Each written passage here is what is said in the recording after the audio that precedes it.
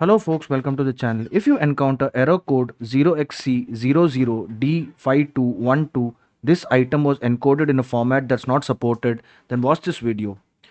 So the solution for this is very simple folks. You need to use the VLC media player. Now you will get this error while using the Windows media player, and the reason for this is Windows media player does not support a wide range of audio formats like the VLC media player does.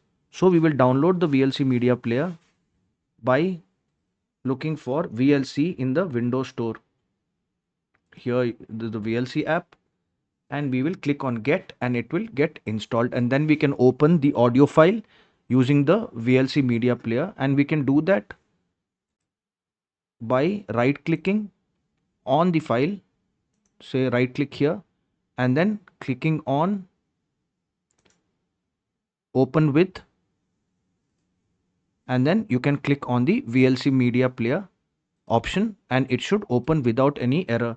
If this video helped you, then kindly subscribe to the channel. Enjoy your day.